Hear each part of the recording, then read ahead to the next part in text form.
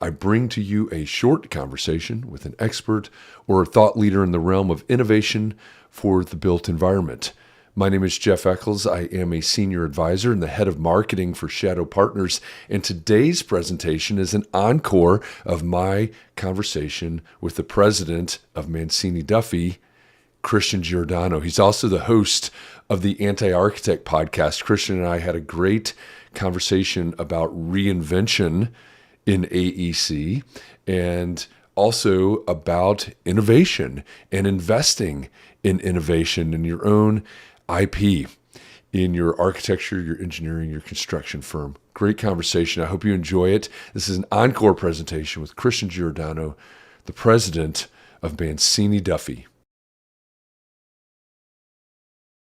Hey, welcome back to Shadow Shorts. If we've never met before, my name is Jeff Echols. I am a senior advisor and the head of marketing for Shadow Partners. And the whole point of Shadow Shorts is for me to come to you every weekday at noon Eastern and bring a thought leader or an expert in the realm of innovation for the built environment. And so today I'm excited to bring a friend and someone that I've talked to a number of times in a number of different contexts, different shows and things, to this conversation, because it's a little bit unique where we've been so far in Shadow Shorts. We've never really had someone that's specifically looking at innovation in architecture. So I am joined today by the president of MANCINI DUFFY, Christian Giordano. He's also the host of the Anti-Architect podcast. And Christian is in New York today in the MANCINI DUFFY headquarters. Christian, thanks for joining me today. I'm looking forward to this conversation. Jeff, as always, thanks for having me as your guest. It's great to have you. I love our conversations. One, just because I think we click really well, but also I'm fascinated by what you do at MANCINI DUFFY and how you do it, why you do it, and how you do it. Like I said, we don't hear a lot about true innovation, as I would define it, in architecture practices. We hear about digital transformation. Hey, we're going to move from AutoCAD to Revit, or we're going to try to eke 5% more out of Revit, or something like that. We're going to add something to our tech stack. But what you're doing at MANCINI DUFFY is a little bit different. And I know you go about it. You've got your design lab. You think about things a little bit differently. So what's different about the way that you're approaching the practice than, say, a lot of the other firms that are out there with, I'm not going to name any, but what's different about the way that you look at your practice? Yeah, I mean, I think the way that I think I look at innovation just in general is that it isn't just sort of incremental steps, right? It's a completely different way of approaching a problem. And so for me, or for us here at MANCINI DUFFY, it's innovation in terms of culture. What's the kind of culture that we have at MANCINI DUFFY in terms of being entrepreneurial, or we call it intrapreneurial. And then there is, more, let's call it more traditional innovation from the tech side of things. And as you said, we have an entire room dedicated called the Design Lab. It's really its own studio, its own practice. It's got its own P&L. And I think that one of the main things that's different for us is that we've invested a lot of money.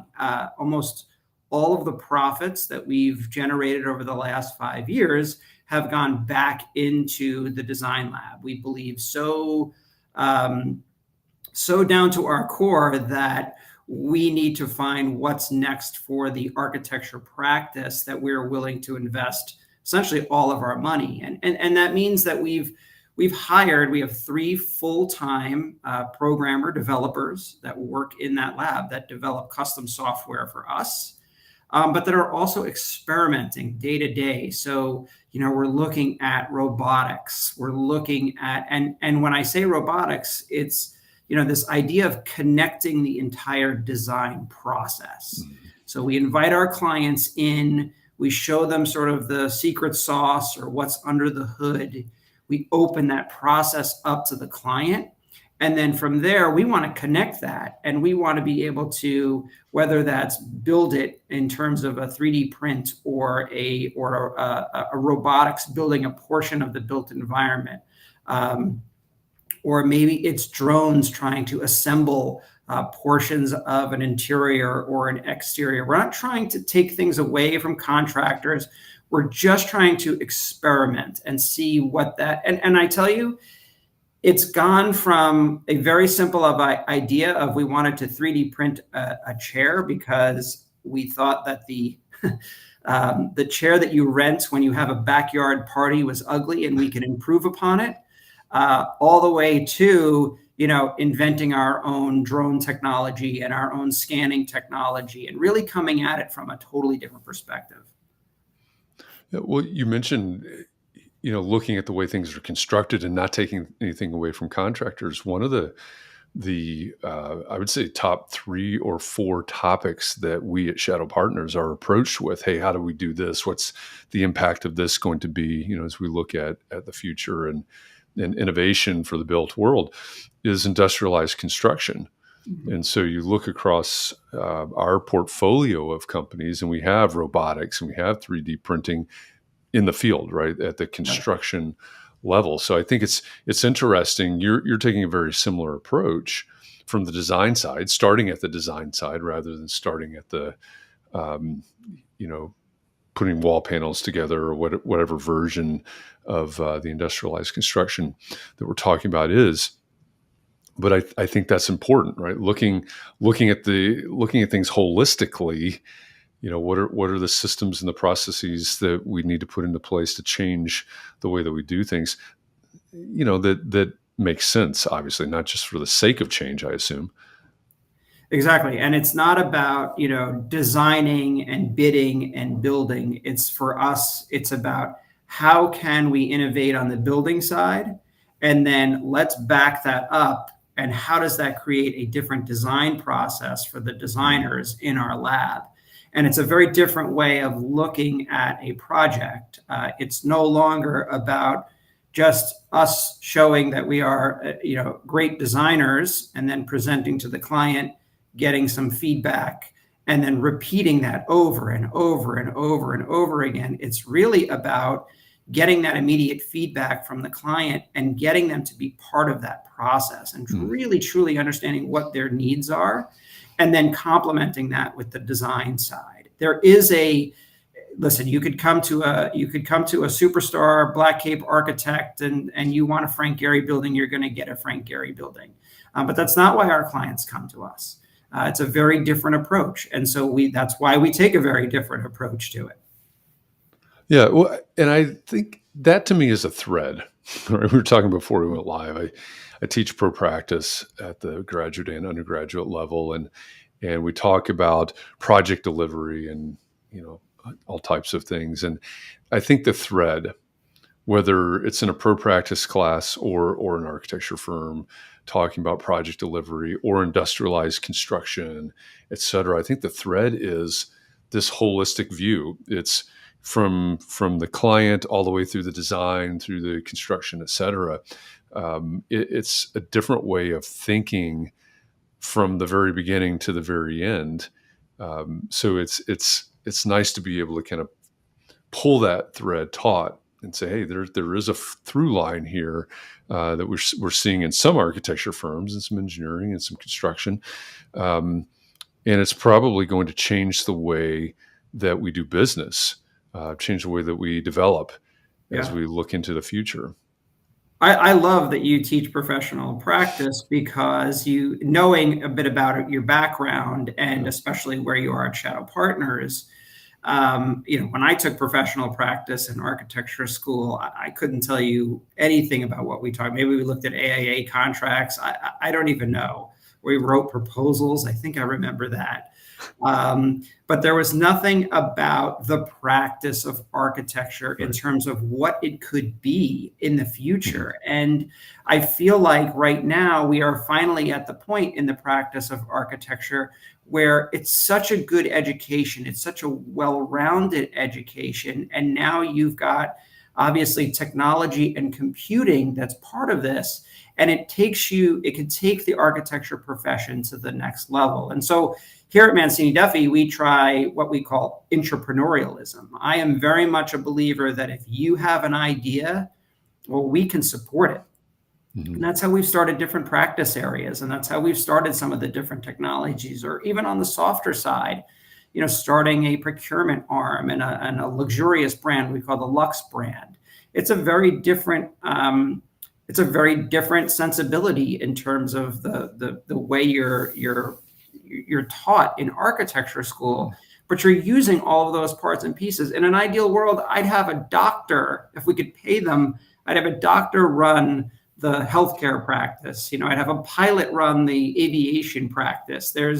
To me, we can learn so much from these other professions, but as architects, we can kind of pull it all together and create even a better experience for the users. Yeah, that's a great point. And so, as you look out, we're mid 2023 at this point, or just past the midpoint. So look out towards the end of 23 and 24, 25, and beyond. With your approach, the MANCINI DUFFY approach to experimentation, design lab, and everything that you've got going on, what excites you the most about what your practice could be 6 months, a year, or 5 years from now? And do you see the possibility that other firms, others that are not MANCINI DUFFY, can they do what you're doing? Yeah, I mean, I'm sure other firms could do what we're doing. Some of the large firms certainly have the resources. The question is, do they have too much of a corporate structure to kind of get in the way of all of those things? And I think at our firm, we're about 100 people. It's a good size where we're big enough, but we're not that small, where we can take time away. We can put people on non-billable things. I mean, billability is a huge thing in any architecture firm, which, trust me, I understand.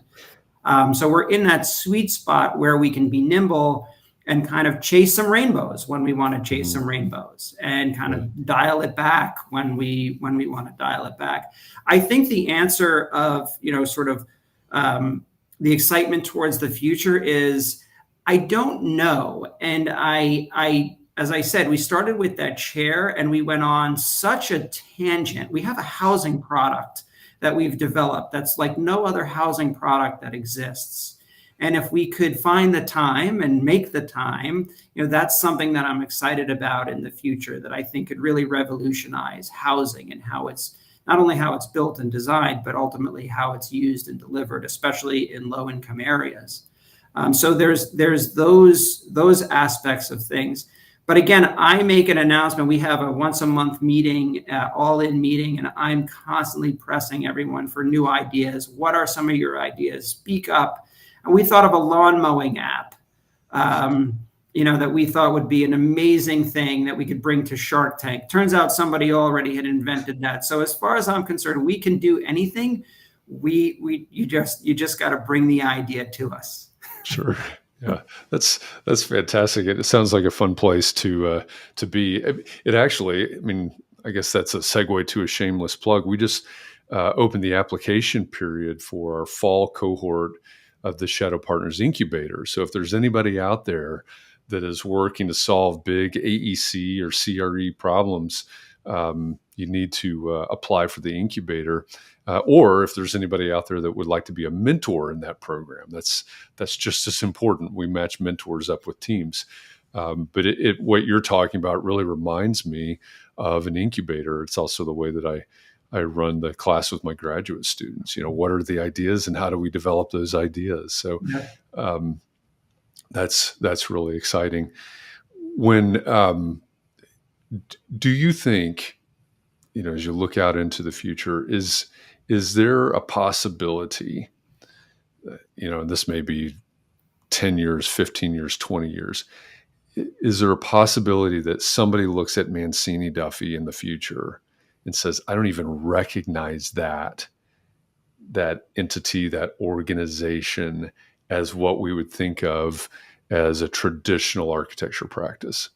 I hope so. That is ultimately the goal. I think that those that know Mancini Duffy from back in its tradition, it's a 100-year-old firm, which is kind of nice. And if you trace those roots back, it has definitely evolved, decade after decade, and it's a very different firm than it was 10 years ago when I started. And it in order to be relevant, it certainly needs to be different in 10 years from now, for sure. I think there are things coming our way, which for good or for bad, may or may not change the industry. I think AI as a buzzword is an interesting thing for architects. I don't know if it's going to actually take over anybody's job. To me, it's another tool. I'm actually astonished that it's such a big deal all of a sudden, because I feel like we've been using it for 4 or 5 years now, at least, especially when it comes to image creation. And again, it's a tool. It's a great tool. It could be an amazing tool. But I don't want to see it just take over bits and pieces of the profession. To me, that's not really using, technology for what it should be used for. It should be pushing the profession, not taking over, mundane tasks. Right, right. So last question, because this is Shadow Shorts. The big takeaway, there's a president, there's a CEO out there of another firm, and they're thinking, okay, yeah, we've got a very traditional practice. I know we need to do something. Like, I love the way you just said it. In 10 years, in order to be relevant, there has to be change. This is one thing we talk about a lot. There's change going on all around us. So how are we going to stay relevant? So that president or CEO is out there and they're wondering, okay, I hear what you're saying, Christian. I hear you saying you're investing all of your profit back into the design lab. That's a big investment, et cetera. A lot of non-billable hours to support the efforts there. But where do I get started? I've got a fairly traditional firm. I need to understand how an architecture firm can be innovative, whatever that means. Where do I start? So what would you tell that CEO or that president of that architecture firm? Yeah, I would say it's very much in line with how I got started. The president and CEO of Mancini Duffy, when I was buying the firm from him or beginning that process, he gave me the leeway to make the changes that I needed to make. And I know it was painful for him. And we've talked about it in years, subsequent years later. But he allowed me to do what I had to do. And he would say, I know you're doing it from a good place. I don't agree with it at all, but just do it. And I think for that CEO and the owners of those companies, look, the architecture world it's an old person's sport, right? I mean, you don't get good until you're 30 years into this profession, let's be honest. But that doesn't mean that the raw talent that you've just hired out of school, or the person that's been working with you for the last 10 years that's looking for their next step, can't be that creative person. And so my advice would be, talk to the staff, spend some time with them and say, what do you want to accomplish? Where do you see innovation potentially in our firm? Where can we start? Give them a little bit of a carrot to start with and let them loose, and know that it may or may not work. I mean, we've gone down the road with all sorts of nonsense that we've pulled the plug on because this is just kind of dumb. Like, well, what are we doing here? We're going down a weird rabbit hole. But it led us to the next thing, and then ultimately to the next thing, and so on and so forth. So it's truly about being vulnerable for that CEO, opening up to their people and saying, look, I don't have the answers for what the next 10 years or 20 years is going to bring our firm, but maybe someone here does. Yeah, that's great advice. And for, if you're out there, if you are a leader in an architecture firm, think about what Christian's saying here, right? Think about relevance and the tools. There's a difference between digital transformation and innovation. And that's a line that we need to draw. Christian, thank you for this conversation. It's very enlightening. I'm sure it was very eye-opening for a lot of our viewers, a lot of our listeners. One thing I do want to do is, if you want to learn more about Mancini Duffy, there's the URL in the bottom left-hand corner of your screen right now. It's manciniduffy.com. There is a tab for the design lab. But their menu at the top of the website there, you can learn more about it and listen to Christian's Anti-Architect podcast. You can find it wherever podcasts are listened to, wherever you download them from, and you'll hear some more eye-opening conversations as you listen to that, or ear-opening maybe is the way to say that.